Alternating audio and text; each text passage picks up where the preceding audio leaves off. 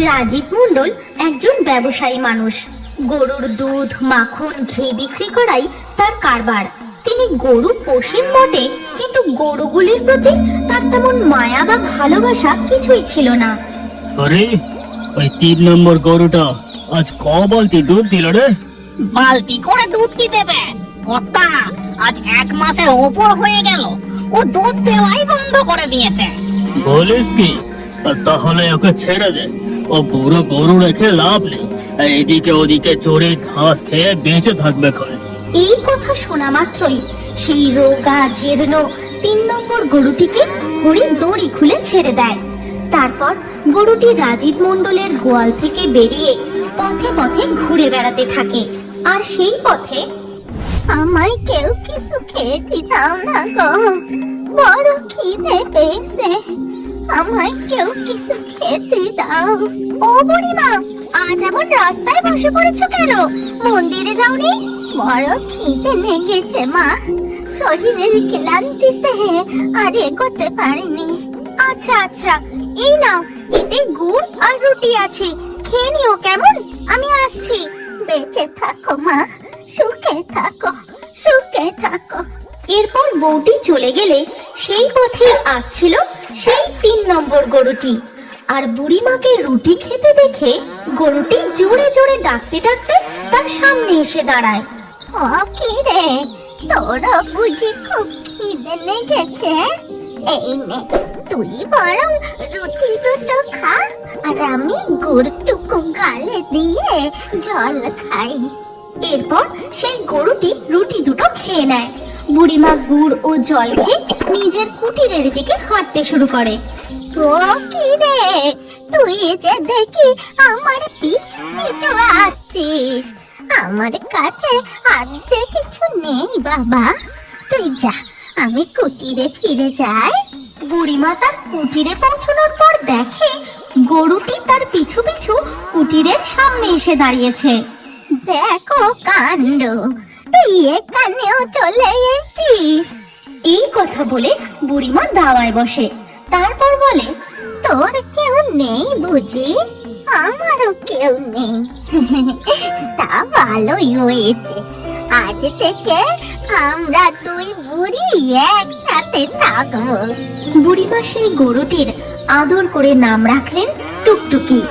এরপর থেকে বুড়িমা যেখানে যেদিকে যেত, টুকটুকি তার পিছু পিছু যেত। আর বুড়িমা ভিক্ষা করে যা পেত তার অর্ধেক সে টুকটুকিকে খেতে দিত। এইভাবেই তাদের মধ্যে এক গভীর বন্ধুত্ব তৈরি হয়ে গিয়েছিল।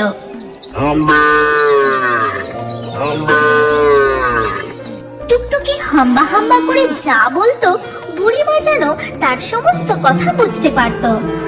হ্যাঁ, বুঝেছি, তুই এখানে দাঁড়া, আমি ওই পুকুর থেকে তোর জন্য জল এনে দিচ্ছি। এরপর বুড়িমা গিয়ে পাশের পুকুর থেকে একটা ভাঙা মাটির হাঁড়িতে করে টুকটুকিকে জল এনে দেয়। আর টুকটুকি মন ভরে জল খেয়ে একটা ডাক দেয়। থাক থাক, হয়েছে, আর ধন্যবাদ দিতে হবে না। এইভাবে যত্নে ভালোবাসায় টুকটুকির চেহারা আবারও ভালো হয়ে যায় এবং সে একটি সুন্দর ফুটফুটে বাছুরেরও জন্ম দেয়।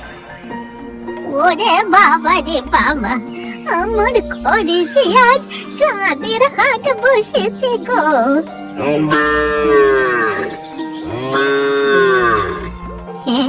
হ্যাঁ, নাম দেব তো, দেব তো। ওর নাম রাখলুম ভোলা, বুঝলি, ভোলা।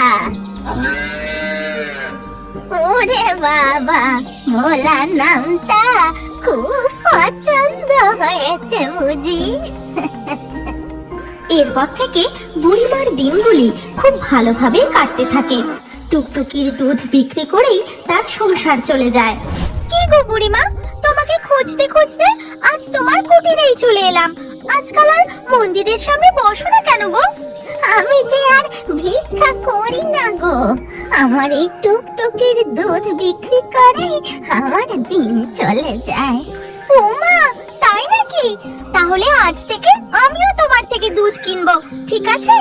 আর এই খবর গিয়ে পৌঁছায় সেই ব্যবসায়ী রাজীব মণ্ডলের কানে। কর্তা, খবর শুনেছেন?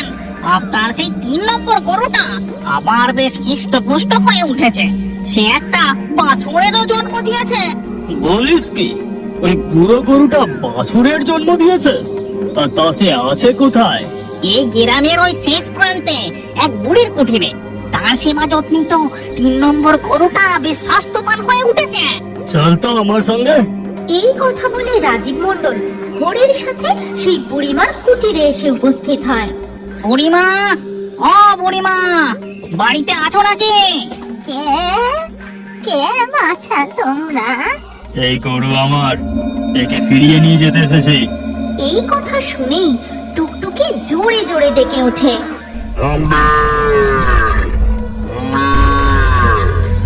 ও যে বলছে তুমি ওকে তাড়িয়ে দিয়েছিলে, বলেছিলে এবার থেকে ও যতদিন বাঁচবে রাস্তায় রাস্তায় ঘুরে ঘাস খেয়ে বেঁচে থাকবে। ও বাবা, এই কথা তুমি জানলে কি করে? 3 নম্বর গরুটা তোমায় ডেকে ডেকে এগুলো বললো বুঝি? এরপর রাজীব মণ্ডল আর দেরি না করে তার 3 নম্বর গরু ও বাছুরটিকে নিয়ে চলে যায়। তারপর গোয়ালে পৌঁছে ওরে, আজ থেকে এই 3 নম্বর গরুটাকে পেট ভরে ভালো ভালো খেতে দেবে, বুঝলে? এদিকে সেই বুড়িমা, আমি যে আবার একলা হয়ে গেলাম রে টুকটুকি, আমার ভাঙা ঘরের আলো নিভে গেল। কিন্তু টুকটুকিকে রাজীব মণ্ডল যতই ভালো ভালো খেতে দিক, যতই তার প্রতি মিথ্যে ভালোবাসা দেখাক না কেন, খা খা, পেট ভরে খা বাছা। তোকে আমি যে কত ভালোবাসি তুই জানিস না।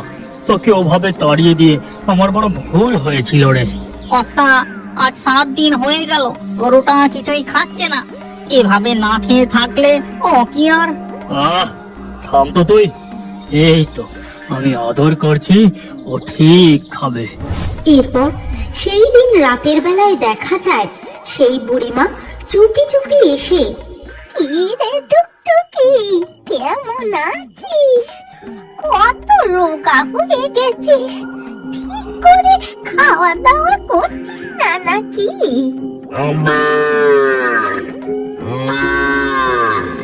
চুপ চুপ, সবাই জেগে যাবে যে। আমি সব বুঝতে পারিনি, তোর মতো আমারও খুব মন কেমন করছে। ওরে বাবা রে বাবা, আমার ভোলা যে, আমার ভোলা। এই, তুমি এই রাতে এখানে কি করছো? গরু চুরি করতে এসেছে কর্তা। আরে, গরু চুরির অপরাধে ওকে পুলিশে দিয়ে দে।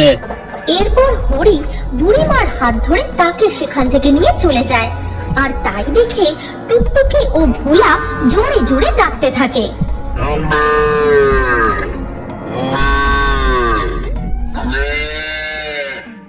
দিন যায়, রাজীব মণ্ডল ও হরি তাদের নিজেদের কাজে ব্যস্ত হয়ে যায়। টুকটুকির দিকে তারা তেমন আর খেয়াল করে না। টুকটুকিও বুড়িমার শোকে ধীরে ধীরে মারা যায়। ও হরি, গরুটা তো মরে গেছে রে, ওর একটা ব্যবস্থা করে দিয়ে। ঠিক আছে কর্তা। হরি যখন লোকজন সঙ্গে করে টুকটুকিকে কাঁধে নিয়ে যাচ্ছিল, ও যে আমার টুকটুকি, টুকটুকি রে। ওমা, বুড়িমা তুমি এখানে? আর এভাবে কাঁদছো কেন? কোথায় ছিলে এতদিন? দেখতে পাচ্ছিলাম না, কুটিরটা পুরো ফাঁকা। বুড়িমা কোনো কথা না বলে চোখের জল ফেলতে ফেলতে সেখান থেকে চলে যায়। এরপর দেখা যায় কর্তা, 3 নম্বর গরুটাকে তো জঙ্গলে নিয়ে গিয়ে ব্যবস্থা করে এলাম, কিন্তু এই বাছুরটার কি হবে? ও তো ষাঁড় বাছুর, ওকে বরং ওই মঙ্গলবারের হাটে নিয়ে গিয়ে বেচে দিয়ে। এরপর হাটে যাবার দিন সকালবেলা থাক থাক, আর কাঁদতে হবে না। এবার তো তুই নতুন বাড়ি পাবি রে, চল আমার সাথে। হরি ভোলার দড়ি ধরে হাঁটতে থাকে। হাটে পৌঁছানোর আগে এই জঙ্গলের রাস্তাটা পার করতে হয়। কিন্তু হঠাৎ কি ব্যাপার, হঠাৎ এমন ঝড় উঠলো কেন? বাপরে, আকাশ যে একেবারে কালো মেঘে ঢেকে গেছে। সেই সময় ভোলাও সেখানে দাঁড়িয়ে পড়ে জোরে জোরে ডাকতে থাকে। এ কি রে, দাঁড়িয়ে গেলি কেন? চল চল, এক্ষুনি বৃষ্টি নামলো বলে ভিজবো নাকি তোর জন্য? কিন্তু ভোলা এক পাও নড়ে না। শুরু হয় তুমুল বৃষ্টি, ঘন ঘন বাজ পড়তে থাকে, ঝড়ের শো শো শব্দ ভোলা ডেকেই চলেছে। ঠিক তখনই দেখা যায় ওরে বাবা, এ কে? এ যে গোভূতটা হরির দিকে তেড়ে আসে, আর তাই দেখে হরি ভোলার দড়ি ছেড়ে দৌড় লাগায়। তারপর ধীরে ধীরে বৃষ্টি থেমে যায়।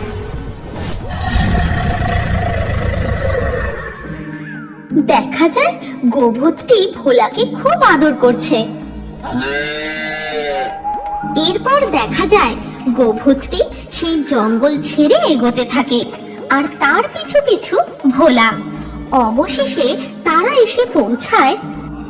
ও মা, ভোলা, ভোলা রে, আমার ভোলা। টুকটুকি, টুকটুকি তুই, আমার টুকটুকি। বুঝতে পেরেছি রে, আমি সব বুঝতে পেরেছি। আজ থেকে তুই সব সময় আমার কাছে থাকবি, তাই তো? হ্যাঁ, বটেই তো, বটেই তো। তুই তো আমাকে আর ভোলাকে রক্ষা করবি, আমার টুকটুকি, আমার ভোলা।